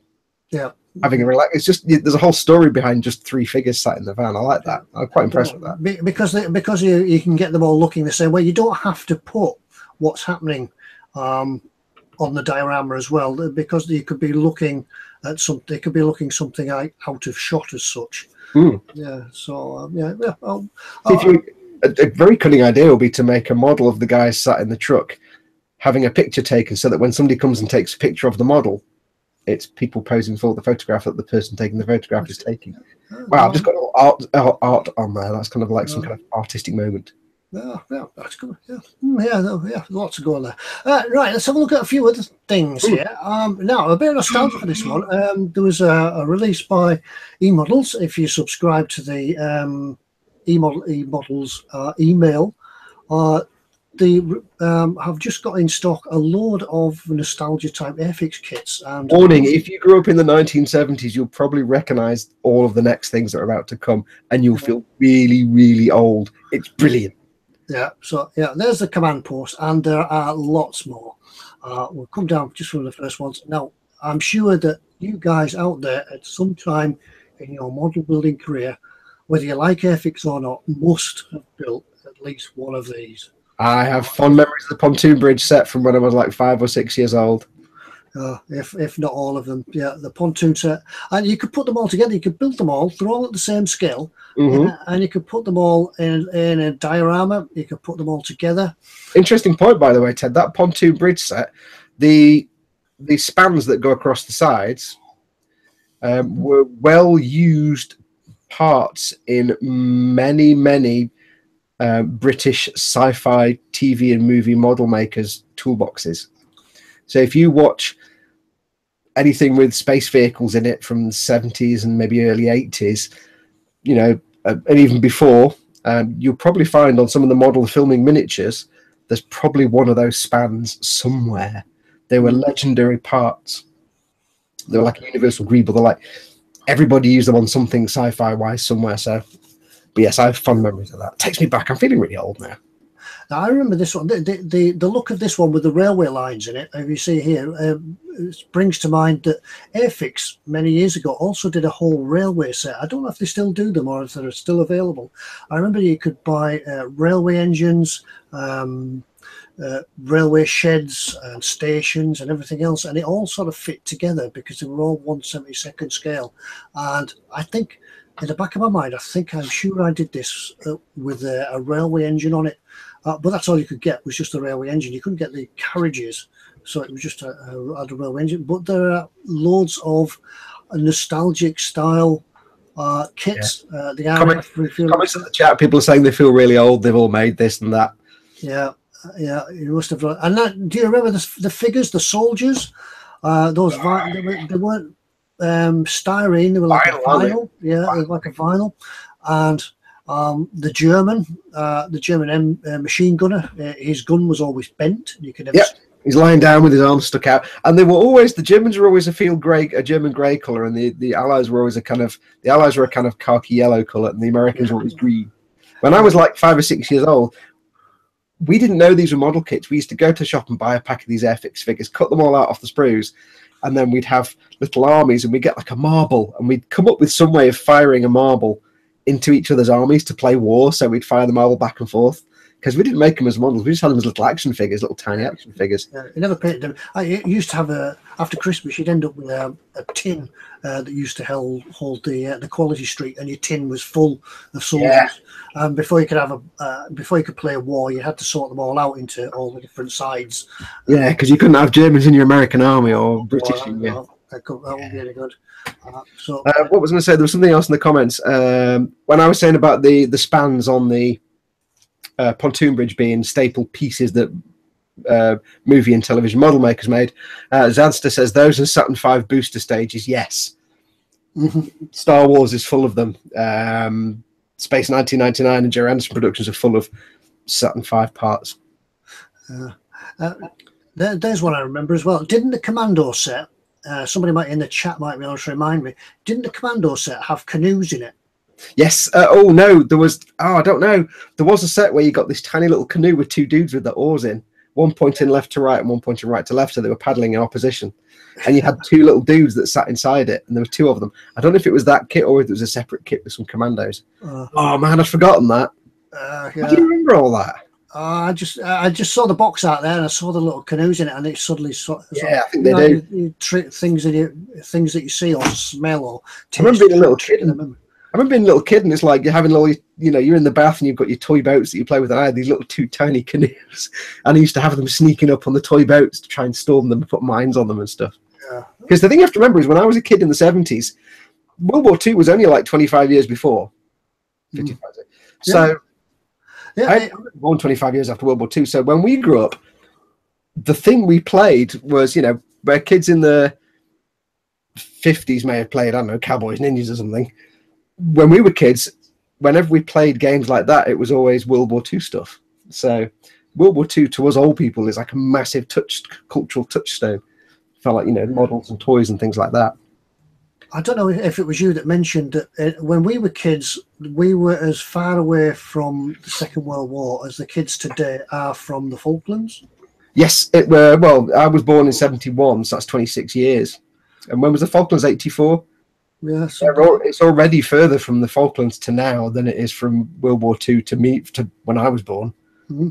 So, and that's kind of weird because, like, when I was a kid, World War II was hundreds of years before I was around. But now it's like, yeah, I've had a job longer than there was between World War II and me being born. Yeah. Mike Hornsey's going off, by the way. Thanks for coming in, Mike. Yeah, I'll come back next week. Yeah, I'll come back and stop sharing. But loads of nostalgia style kits. Even if you look at price them, even if it's just worth it for the, you could get them. And when the wife goes out, you could play battles on the carpet in front of the fire like you used to. Zadster says it's more equivalent to the Gulf War to now than Falklands to now. Probably, yeah. Time goes. I actually find it scary that there's people who are driving in cars who weren't even born when I first got a job. Yeah. We need to stop doing this, because every time we do one of these podcasts and then like we kind of talk about old stuff, I come away feeling really old. Yeah. In my head, I'm 7 and I'm falling out of trees. That's it, isn't it? Yeah. It's things like that that make you realise how old you are getting. But it's an age thing. Yeah. So we still play with toys, but the price of them has just got more costly. Right, so that's the what's in store. We'll hopefully have something else next week as well. Cracky, we're on to 10:15 already, and we haven't done the mug giveaway yet. Dun, dun, dun, dun, dun, dun, dun, dun. So should we do the mug giveaway? Have you got a question, or are we going to make it up? Because I haven't made a question. In fact, I've got a question, if you haven't got one. I think I've got a question. There's quite... me and my nautical theme and watching all things nautical and that, I was aware that this week was the sort of first time at its home port for the aircraft carrier Queen Elizabeth. I don't know if anybody has seen that on the news. I'm sure you have done. Wasn't it aircraft carrier Queen Elizabeth? Yeah. Have you not seen the news? It's huge. It's the biggest warship ever built for the Royal Navy, apparently. The only aircraft carrier I knew that we ever had was the Ark Royal. Other than that, I've got no idea. I can probably name more American aircraft carriers than I can. No, I can name one. The Enterprise. Oh no, the Nimitz. That's an aircraft carrier. So I can name more American aircraft carriers than I can. Yeah. So I thought that it's locked on me apparently. I think. Oh, is it locked on you? Right. There we go. There we go. And I'm out of focus. So I've got to keep talking while I put it back into focus. There we go. Yep, there you go. Right. So on the theme of ships and things like that, I was actually going to do some ships from what's in store, but when I saw all that Airfix kit stuff, I changed my mind. So this would have been a topical question. Right, the aircraft carrier Queen Elizabeth has just entered its home port at Portsmouth. What I want to know is, what is the pennant number for the Queen Elizabeth? Oh, there's a question. Don't answer till we say go. Don't answer. So don't answer. If you would like a mug, you can answer the question. If you've already got a mug and you don't want another one, please don't answer the question. Give everybody else a chance. But you're welcome to do so. If you want to win another mug, you can. Yeah, you can do it if you want to. So, what is the pennant number of the Queen Elizabeth? Do bear in mind, of course, it's the first one we see in the chat, and we see it differently to how you do. So, and then we have an answer already. Scott Sutherland. Well, hello. Well done. The pennant number. I don't even know what the answer was. Yeah, the pennant number on the side of the ship is R08. That's a number that they paint on the side of the ship, and they call it a pennant number, so it can be. So it's not on a pennant then. It's not on a pennant. But that was it. Yeah. I have put your email address in the chat. Yeah. So Scott, just send Ted an email to that address with your address, which obviously is going to be in Orkney, we know. But yes. Yep. And get your mug sent off to you. Well done. Well done on that one. Nick McFace, I didn't even get time to Google it. I think Scott knows his Navy stuff, so Scott it was the other thing that you knew, or you could Google quite easily. So, and if you knew, then people who are Googling it don't have a chance. Yeah, so it's one of the things. But we'll get a mug from the guys at eModels sent off to you. Should we do a second? Do you want to do a second mug? Should we do a second? I've got a question. Go on then. As we've not got a t-shirt to give, I'll do another mug. Yeah. Earlier on, I held up my new Xbox controller. What colour was it? Go. First one to answer. If you can remember, because I went like that with it dead quickly.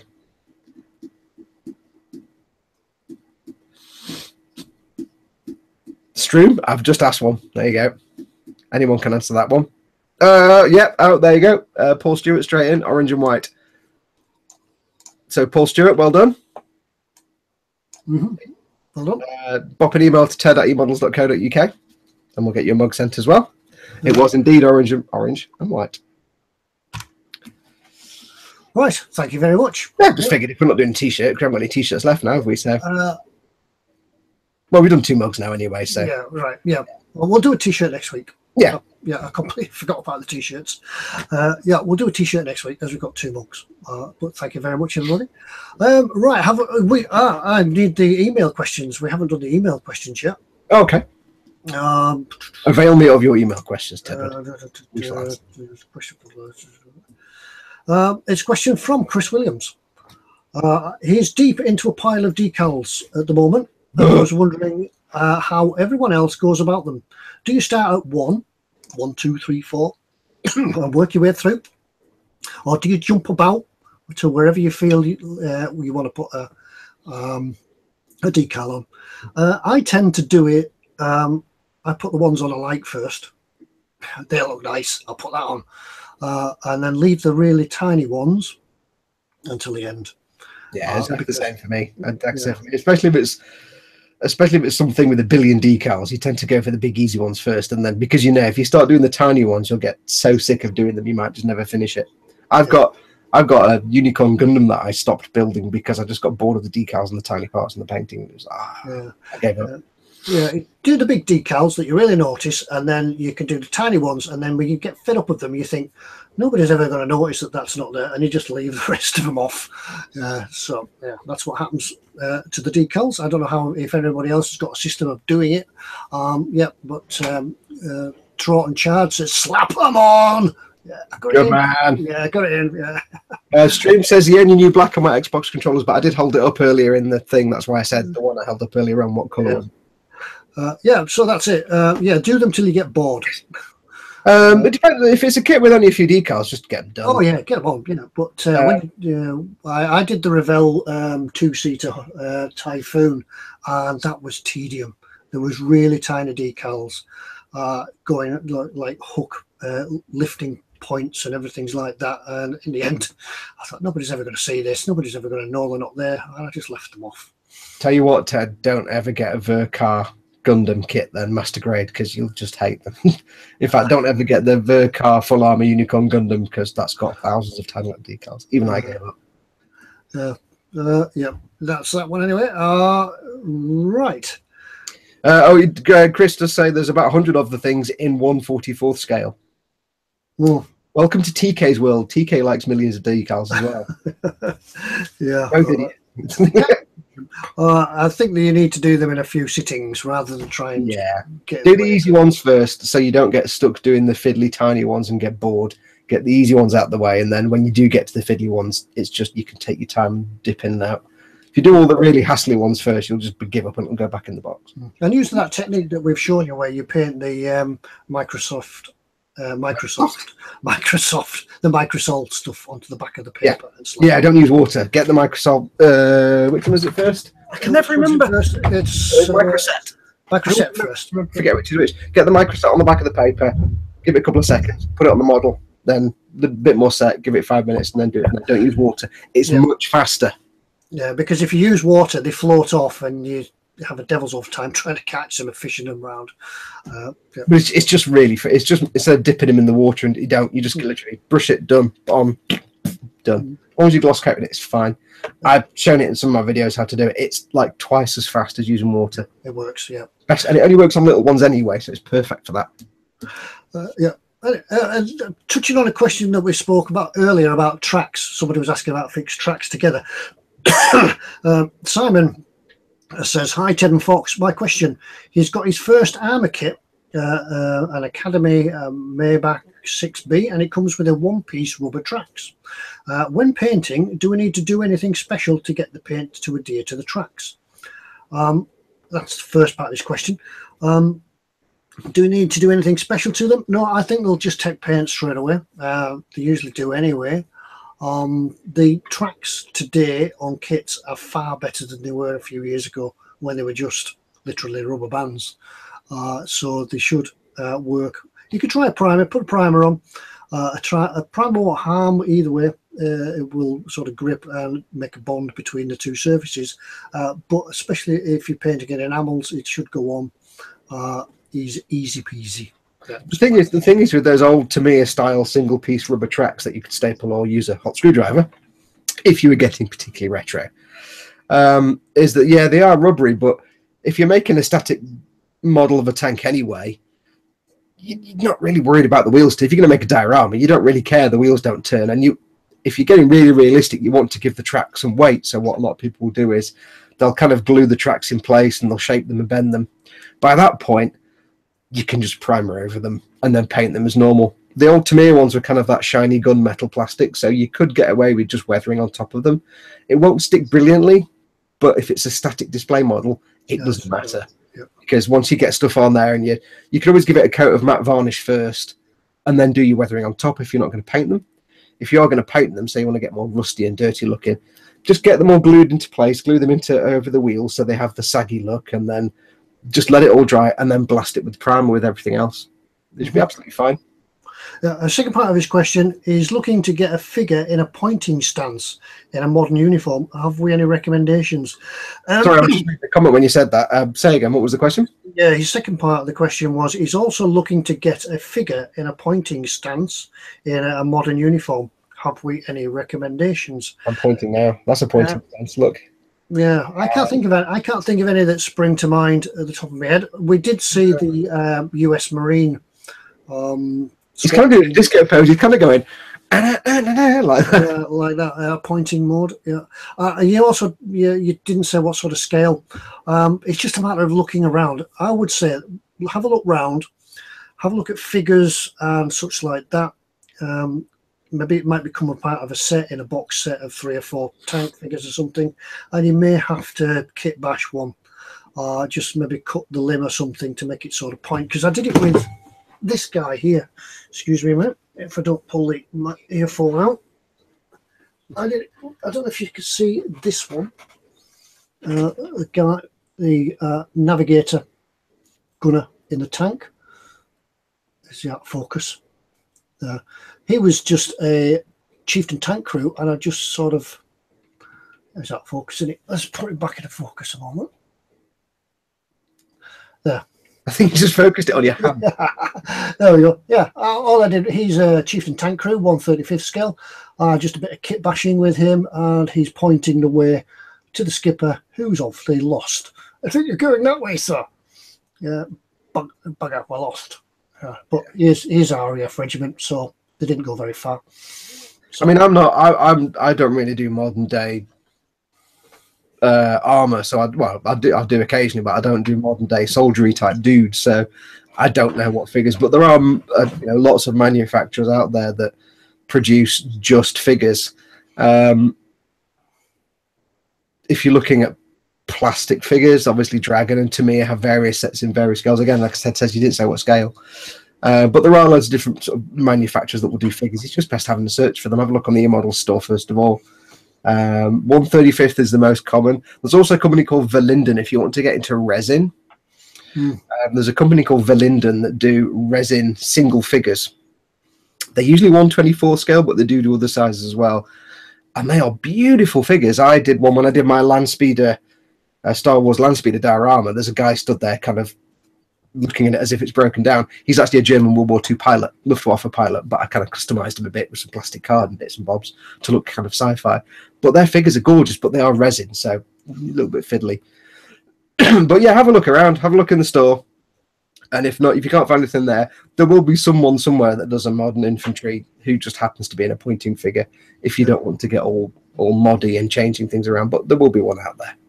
Yeah. It's not too difficult to change the position of an arm or something like that. It's because it will be trying to find the right figure in the right scale in the right uniform pointing, which it's a lot of parts that need to go all together there. So I spent a devil of a time looking for a 1/24 scale sci-fi type figure for my Landspeeder diorama. I wanted somebody who looks like they would fit in the Star Wars universe, a slightly sort of punky, cyberpunky, that kind of look. I couldn't find anybody. In the end, I had to go for a World War II Luftwaffe pilot who fit in perfectly with a few decals and a bit of plastic card here and there.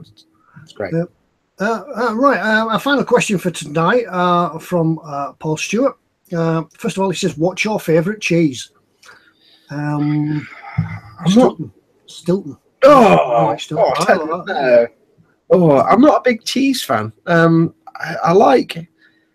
do like Emmental. It's quite nice. I'm not keen on Leerdam, and I know it's not real cheese. It's a bit rubbish, but I like Emmental, and I like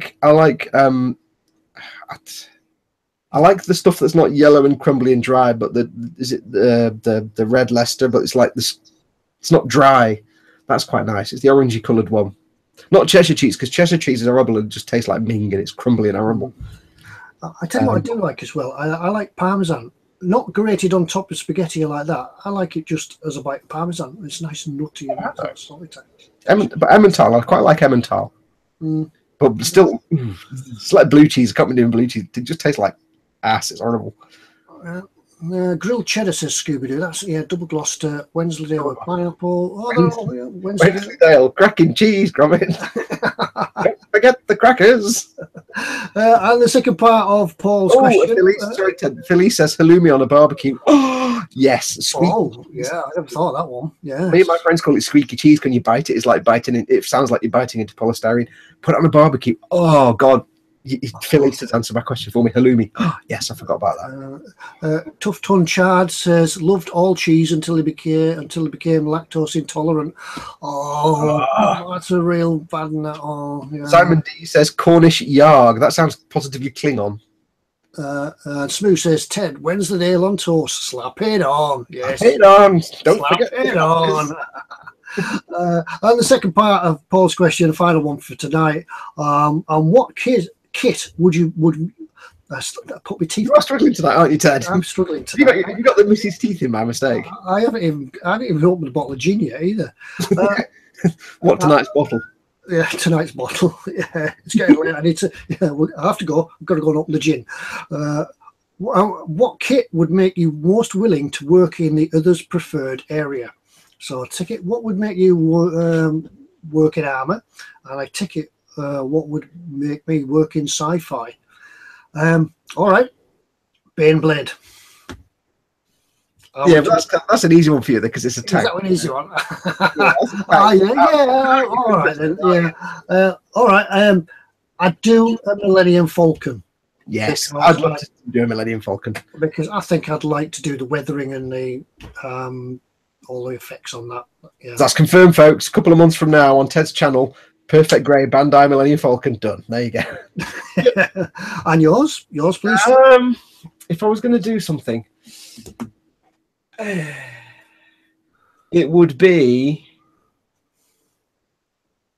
a Dakota or a Junkers 52, and I might actually have a Junkers 52 that's being sent to me, possibly. Our good mutual friend Adam from Enigma Model Making has one in his stash, and he's going to send it to me apparently. And it's 1/48 scale, and is it Revell? Oh, 1/48 scale is going to be all right to work. Yeah, it's Revell. I think it's Revell, and it's an old kit. But I said I think a couple of episodes ago that I made one when, like in the early 90s, when I was much younger. And it was a really nice kit to build, and I had a great time. It was one of the first times I used an airbrush, and I've never been able to find that kit again. And then I found the Airfix one that was just garbage and was 1/72 scale. I'm like, that's not the right one. And then Adam sent me a photograph saying, "Hey, I've got this kit. Do you want it?" And I'm like, I looked at the box art, and I'm like, that is exactly the kit I made that I haven't been able to find because I couldn't remember which one it was. So yes, so it will be a Revell, which is good for me, and it'll be a Junkers 52, which is not anything I would typically make. So yes, that will actually happen at some point. So it could happen. I'll build a plane and everything. We could change genres and we could film it for everybody's delight. I know, I'll be doing a plane with the propellers and the bits underneath. I'll do it with the floats. I won't do it with the wheels because wheels are boring. But you can then go and you can look at it at all different angles, and I can put the easy line on the top, and I'll do it with the floats, not with the wheels, because like I said, wheels boring. And I'll be doing it with the colours and the spraying and the windows and the people inside. Yeah. So I will actually do that. Right, it's a deal. It might not bring me over to the aircraft modelling completely. It's just that particular plane has a fondness in my heart because I was a kid when I built it. Yeah, I've got ideas going around in my head now for all things we could do next. Right. Anyway, it's 10:34. Paul Stewart says halloumi covered in lemon zest and fried in chorizo fat. Oh, I know. Stop typing. You're making me really. I've already had my tea and I'm fat. And just don't make. And if you start eating cheese now, you're gonna have nightmares. No, that's not true. That's not true. You know, I just. What I find is if I eat cheese late before I go to bed, I wake up in the middle of the night, made into a duvet burrito, and I've been trumping all night, and it's not right. That's the worst thing. Nightmares. I think there's too much information now. Somebody did ask earlier on, by the way, and it's a good question. Now I forget who it was, and it was like 300 pages up on the chat. Those Airfix kits we had, the old like 35, 40-year-old kits. Their Opal Blitz is actually called an Opal Blitz. Yeah, I noticed that. But it's like nobody can call it an Opal Blitz anymore because Opal are like, no, we don't want that. So I don't know how Airfix. I know they made it like 40, 50 years ago, so that probably wasn't an issue then. They were like, we don't care. So maybe it's just Airfix don't care, or maybe they got some kind of dispensation, but further down the line, Opal decided to say, no, we don't want any. Because even to me, I don't call it an Opal Blitz. Theirs is a 2.5-ton cargo truck, and the badge on the front is just flat. It doesn't say Opal Blitz on the badge. So it's a good question. I don't know how Airfix managed to. I mean, maybe they just got bought the copyright to it. Maybe like it's only 25 years after the war. We won the war. We don't care. We'll just do it, and that's what they did. Or maybe it just wasn't a legal consideration at that point in time. Like in 19, I mean, these are all 70s toolings, aren't they? So yeah, I think at that point, probably nobody cared. Yeah, just be reboxed in different boxes. Yeah, and I suppose at that time as well. Don't forget, at that time, Opal wasn't really a massive car manufacturer in the UK, and Airfix's major market was the UK at the time in the 70s. So they were like, we don't care. You could get Opal Cadets and things like that, but Opal wasn't a big car over here. Obviously nowadays, with it being owned by GM, maybe it's when it got taken over by GM. Shadowland says he believes that Roden call it an Opal Blitz. But, well, maybe it's just some people who are going to try it. They'll try it and get away with it as long as they can until. Yeah, some people made. I say some are just like legacy kits from hundreds of millions of years ago, when Opal weren't so big. But like I said, now they're all owned by GM, aren't they? So it's probably all to do with when they were taken over and became a big corporation. We're like, actually, you can't do that. Scooby-Doo says the Opel Manta was a great, cool car. Yeah, I always wanted a Manta when I was a kid. One of my friends had one, and apparently it was terrible. I know it was Vauxhall Opel, but didn't Vauxhall do a version of the Manta and call it something else? No, because Vauxhall and Opel were two separate companies, but then they were both owned by GM. So Vauxhall and Opel were the same cars, just one had a Vauxhall badge over here, and in the US and in most of Europe it was an Opel. So you had like the Opel Manta. But I don't know if we had a Vauxhall. I don't think we did. I don't think it was a Vauxhall. That was the days when we had the Chevette. Yeah, I don't think it was a Vauxhall Opel, a Vauxhall Manta. I'm sure they call it something else. People in the chat, what was the English Vauxhall version of the Opel Manta? Tell us in the chat. And here's a confession for you. Again, because we're doing retrospective and old stuff, as we always do. We're middle-aged guys. We're going to talk middle-aged stuff. Guys in the chat, is it just me who, although it was a really, really bad car, quite like the look of the old Vauxhall Chevettes? They weren't ugly, they weren't brilliant, and they were terrible cars. But they were kind of like, you look at them and think, there's a certain style to it. There was an Opel Ascona, but there wasn't a Vauxhall Ascona. No, Ascona was a different model. Yeah, we didn't have the Ascona over here. No, I can't think of Vauxhall cars we had. I'm sure because there's one in the Motor Museum near to us at Haverthwaite, and it's an Opel Manta. And I was saying to the curator, Vauxhall made one of them, and he said, "Yeah, they did. Yeah, it was Vauxhall." I said, "Well, what was it called?" And he sort of shrugged his shoulders. Because all I can think of was we had the Chevette, then we had the Cavalier in the 80s, late 70s, early 80s, and we had the Vauxhall, the little competitor for the Fiesta and the Metro. What was it? It was like poop off a shovel. It was like you always saw them with like bits of improvised body kit and all coloured in primer grey. What were they? The Vauxhall. What was the little Vauxhall called? No, sorry. I'll remember in the middle of the night. But it's only those three I can think. I can't think of other Vauxhall cars until you got to like the area of the Carlton and the Ambassador and all the really boring 90s cars. Sergeant Bow says no. It's just me. Obviously, was it the Nova or the Chevette? It was the what? Was it a Nova or a Chevette? Nova. Nova rings a bell. No, Nova was the little one that was like it was like the Vauxhall equivalent of a Ford Fiesta or a Metro, but Metros were terrible. Novas were great because if you ever, like in the 1980s and the late 80s and early 90s, if you went to some ropey council estate where nobody had any money, there was always like a load of young kids with their smart, no Vauxhall Nova, and they'd get some knackered old Vauxhall Nova. They'd put a big fat with a PH cherry bomb on the back, and they cover it in bits of body kit that they never got round to painting. So they'd all be like, so you'd have like, say, a green Vauxhall Nova with all this primer battleship grey body kit all over it, and it'd sound like a sort of Lancaster's Merlin engine when you started up, and it'd be a terrible car, but it'd be like down the motorway like nobody's business because they just had a kick turn. It was amazing, and they cost like 35 quid. So was it the Calibra? No, that was 1990s. Vauxhall Calibra. Vauxhall Cavalier equals Manta B. Maybe the Cavalier was our version of the Manta. Maybe Opel and Vauxhall were totally separate at that point, and they didn't have any crossover. Yeah, I think this needs some serious. I have to go and research. Yeah. I suppose on that note, at 10:40, it's time to go and open the gin and go to bed. Yes, in that order, or is it flexible? Yes. Open the gin and then see what time we go to bed. Empty the gin and go to bed. Can't put that lid back on now. Yeah. No, it wasn't an Astra. I'm being prompted with Astra. That was more modern.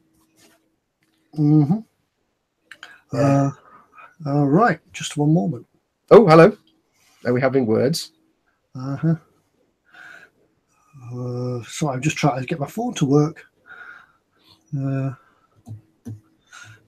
Phil Davis says, according to Wikipedia, the Opel Manta was what it was called in the UK. There was no Vauxhall version. That would seem to make sense because we did have Opel Mantas. I'm just filling time now. Wow. While Ted's doing something. Phil, the B1 had a UK version called the Cavalier, had a slight difference in looks, but any more or less the same. If you ever watched The Bill from the 1980s, the cars the CID used, they're always Vauxhall Cavaliers, and they're always ragged. They're always knackered. Cavalier was kind of another one like the Chevette that was the kind of interesting looking car. It didn't look terrible. It's a terrible car. It didn't look bad. Oh, TK's just turned up. Yay! Perfect timing. TK. Yay, perfect timing, TK. Thanks for coming. Vectra? No, we've kind of solved it now. Oh. It seems that it was just the Opel Manta. There was no UK version, which seems to ring true for me. I'm getting fed information off stage. Ted, are we there yet? Yes. Oh, we've got some good news.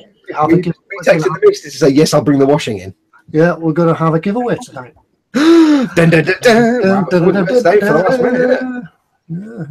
Okay, and tonight... How are we going to do this? Is this going to be one of these put a comment on the video jobs? Yeah, I think it is. I think we'll have a comment on the video and we'll pick it. And the winner... About 3 people in the comments have just said, hi, Fox's mum. Right. I'm going to do a screen share again. Oh, right. This is why, folks, you want to watch. Yeah, you have to stay to the end. It's locked on you. Right. It's not going to be a question that's going to happen in the chat like we normally do. It's going to be a comment that you need to leave on the eModels live stream below. When we finish tonight, you will have a chance to comment on the video, and then we will pick a winner for next week. Now, bear in mind, while this is still a live stream, you can't comment on there. You need to give it about 5 or 10 minutes after we finish the live stream. Give it about 5 minutes, 10 minutes, and then just go to the eModels YouTube homepage, and it'll be there as a video. Right. And then you can comment on it. So you just need to put your comment on that video for tonight's live stream. Once it's archived and it's up on YouTube, and this way, everybody gets a chance to enter it, not just the people watching it live right now. People are still talking about Vauxhalls in the chat. They're kind of ignoring us. We're going to give you stuff free. Pay attention. And it's tonight. you are going to have the chance to pick. Remember when we looked at these? I'll screen share. Share. Remember when we looked at these? You have the chance to pick 3 of them. Wow. Yeah, 3 of the nostalgia Airfix kits. Wow. And it's up to you. Can I enter so I can have the pontoon bridge 3 times? If you wanted the pontoon bridge 3 times, you can have the pontoon bridge 3 times. I can't. But there is the pontoon bridge, the Buffalo, the Opal Blitz, the Airfix personnel carrier, the crocodile tank, refueling set, all of the one of the Japanese infantry, German infantry, British paratroops, commandos. If you want to, as I say, if you want to get them all, if you want to get some of the figures, and then when the missus and the kids have gone out, you can get them all out for a battle on the carpet in front of the fire. Yeah, and our dinner table carpet's too rough. You got a marble. You need to find a marble as well. Yeah, you've got to have books and things that they can hide behind. Yeah, there's the D-Day gun emplacement, the Airfix control tower. Yeah. Simon O'Callaghan says, "How much is this free stuff?" If you're in the pound shop, it costs you 100% more. Yeah, so you can pick 3 of them and relive your youth. Do we have a certain phrase you have to say? Or can we make? I think we should have. You need to comment. Airfix nostalgia. Airfix nostalgia. I shall type that in the chat just to be sure. Yeah. Airfix nostalgia. Oops. Yeah, and there's that one as well. The forward command post. There you go. Now you don't have to put the exclamation mark on the end. I just felt necessary to put the exclamation mark on the end. Yeah. So basically, about 10 or 15 minutes after this video is finished, it'll be available on the YouTube page, the eModels YouTube page. Wait till then. Go in, put a comment in, just type in Airfix nostalgia. You can also comment on Ted or I's legs from that picture if you want and how good we looked in a skirt. But as long as your comment includes Airfix nostalgia, we'll pull a winner out, a random winner out for next week's show, and you will win 3 of your choice. And we will announce that winner next week. Yeah, all you need to do if you're the winner is just let eModels know which ones you want. Yes, Gross Models, you have to spell it right. Ideally, you want.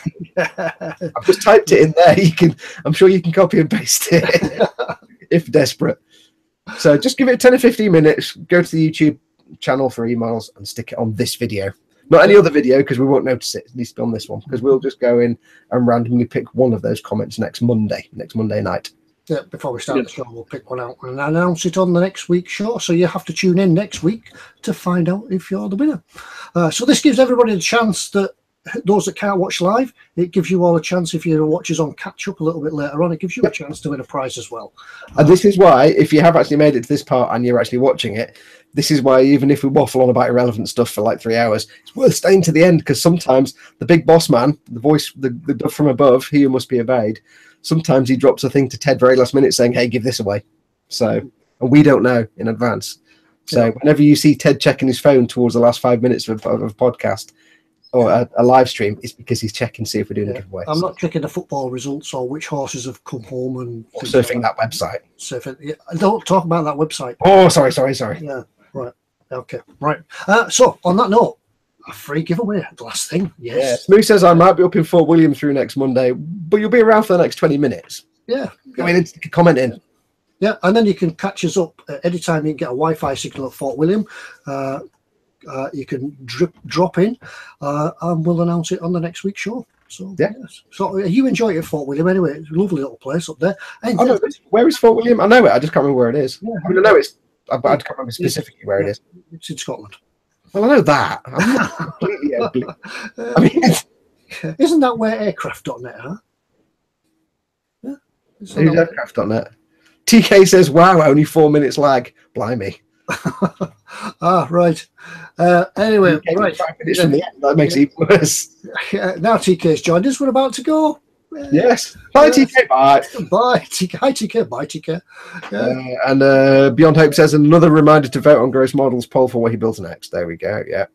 Right. Okay. Left down of Inverness near the Western Isle. It sounds great. That does.